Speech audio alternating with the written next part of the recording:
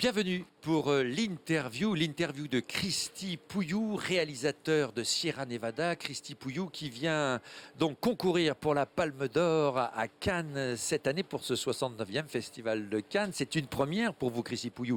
Vous êtes déjà venu à Cannes, vous avez déjà reçu le prix Un certain regard pour la mort de Dante Lazarescu. Bonjour, bienvenue en compétition officielle. Cristi, comment vous vous sentez? Vous avez un peu plus la pression? C'est différent des fois précédentes? Bon, c'est différent parce que c'est... Voilà, je suis traité comme un prince un peu, non? Au nez. Mais vous êtes des princes, Ben vous, non, réalisateur. non, pas du tout. Mais voilà, je me plains pas, ça me plaît. Ouais. J'essaie de faire de mon mieux. Je sais pas si...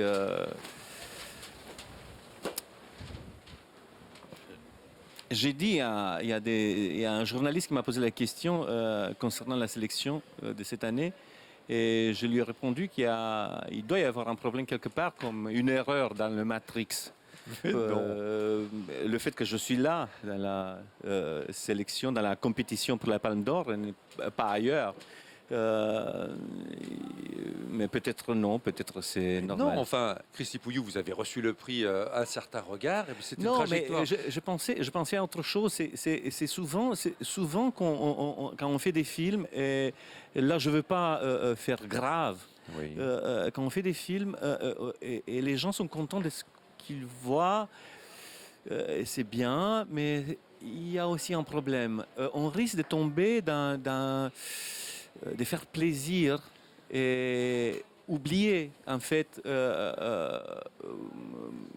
le point de départ. C'est qu'on fait des films, quand je choisis de faire des films, de raconter une histoire, c'est qu'il y a quelque chose qui me tient au cœur. Et on tente à oublier ça parce qu'on veut faire plaisir et on entre dans ce jeu-là. Et puis après, quand le film est apprécié, 2 ans plus tard, on se dit, mais il y a un problème parce que ce film il ne mérite pas l'attention. C'était trop facile, c'était dans la mode, ça a servi les attentes. Et c'est pour ça que je dis, que je prie un peu, que ça ne soit pas une erreur dans le Matrix. Ouais, mais ce n'est pas une erreur. En tout cas, moi, j'ai vu votre film hier et je vous certifie que ce n'est pas une erreur dans la Matrix cannoise. Cristi, vous nous parliez effectivement d'un film qui nous tient à cœur. On va venir effectivement parce que c'est pas un film. Vous dites oui, parfois on fait plaisir. Vous ne faites pas seulement plaisir. Vous demandez aussi une attention particulière à vos spectateurs. On y reviendra. Mais tout d'abord, il s'est passé un événement particulier pour vous à Cannes. Vous êtes revenu à Cannes en 2007 comme membre du jury de la sélection Un certain regard. Vous étiez juré à ce moment-là et vous avez perdu votre père. Oui. Et ce film-là revient en quelque sorte sur la cérémonie autour de la mort du père. Est-ce que c'est lié aussi à votre histoire, au ce moment que vous avez vécu à Cannes, où vous avez dû quitter le jury après avoir vu 10 films pour retourner en Roumanie? Oui, tout à fait. D'ailleurs, quand je suis parti, quand j'ai quitté la maison pour aller à Cannes, en 2007, je me suis dit non, les chances qu'il meure pendant que je suis à Cannes sont infinitésimales. Ça ne peut pas arriver. Non, ça serait trop idiot. Oui. Et voilà, ça est arrivé. Ça s'est passé durant une projection. Comme j'étais dans le jury, c'était un film qui venait d'Uruguay, si je me souviens bien. Et j'ai quitté une fois le film terminé, j'ai quitté la salle, j'ai sorti mon téléphone et j'avais 9 appels. C'était mon frère qui m'annonçait là. Et j'ai vu 9 appels de mon frère. C'était pas pour me dire bonjour. Et j'ai su. Et j'ai répondu, voilà. J'ai dû quitter le festival, je suis rentré chez moi. Il y a eu l'enterrement, et il y a eu la commémoration, le repas après l'enterrement. Et c'est là que j'ai eu un très fort conflit avec une collègue de ma mère concernant le communisme que j'ai installé dans le film.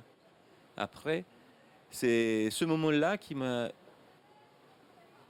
Quelques années plus tard, quand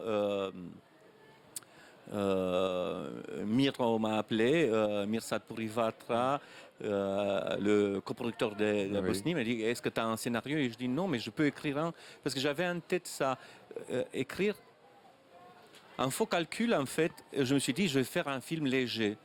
Les acteurs, ils aiment jouer. On va bien se sentir à l'intérieur d'un appartement et je vais essayer de restituer autant que possible l'expérience, mon vécu. Voilà, la commémoration. Et voilà, j'ai écrit le scénario et j'ai essayé de mettre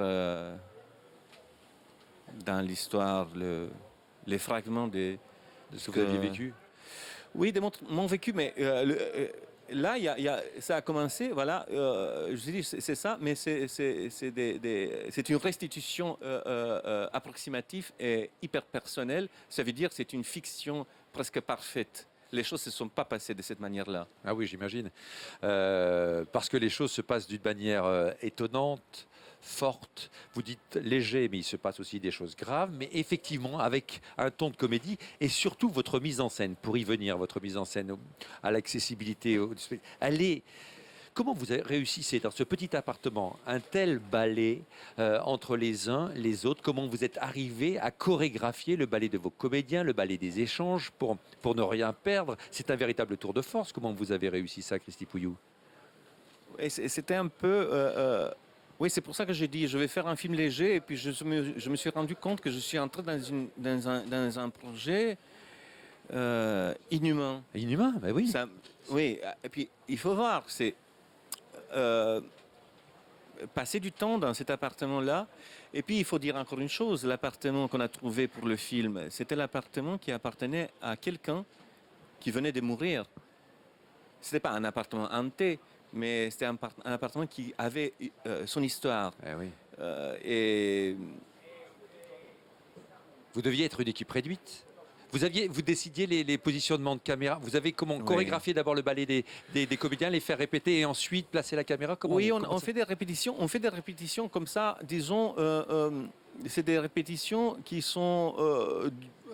Je fais des répétitions surtout pour la caméra. Oui.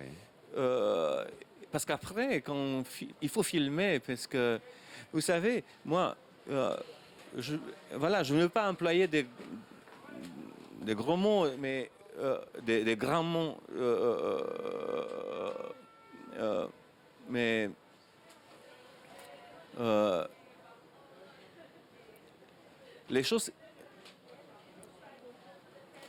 les meilleures choses qui se trouvent dans les films que j'ai faits, et je n'ai pas fait beaucoup de films, les meilleures choses ne m'appartiennent pas.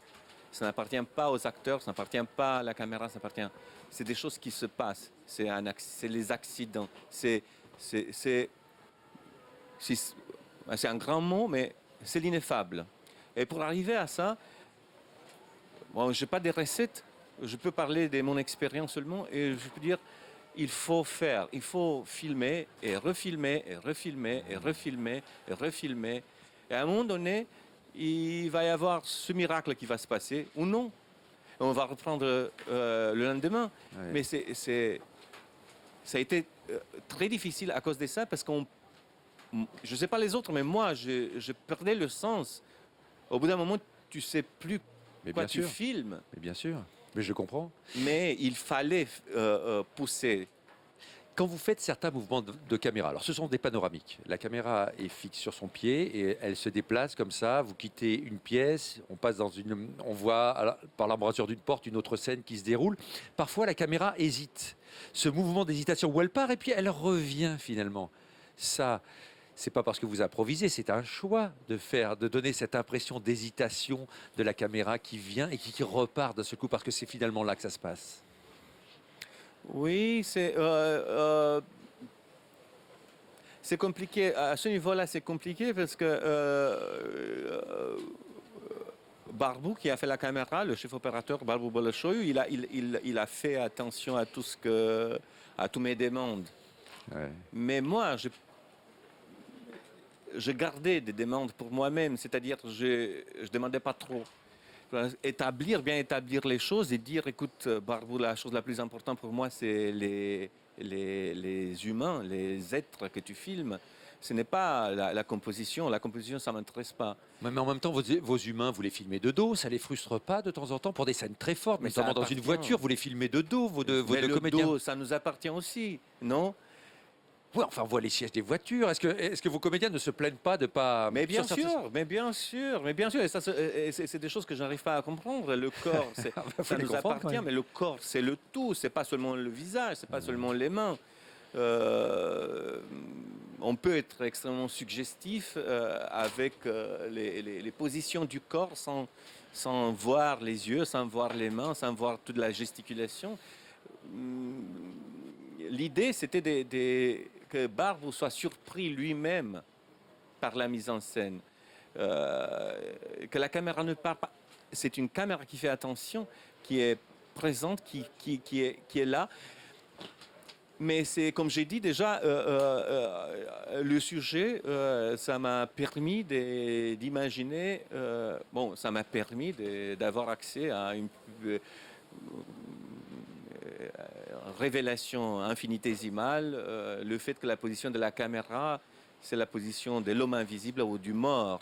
Ouais. Et le sujet en soi, voilà, c'est l'histoire d'une commémoration du père qui est parti et qui regarde ce qu'il laisse derrière lui dans la maison. C'est pour ça qu'il y a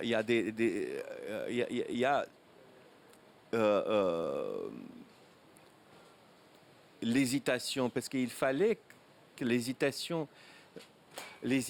le fait qu'on ne connaît pas, qu'on ne sait pas ce qui va se passer, ça appartient au temps présent. Le fait qu'on soit voilà, branché aux événements, ça ne nous laisse pas anticiper. Ou on anticipe, parfois on anticipe bien, parfois on n'anticipe pas bien. Mais l'histoire qui se passe à l'extérieur de notre tête, c'est là on peut pas contrôler, on va jamais contrôler. Mais il fallait que la caméra soit présente. Il y a un problème parce que il connaissait le scénario et il participait à toutes les répétitions. Comment faire en sorte que la caméra n'anticipe pas? Ça n'a pas été facile.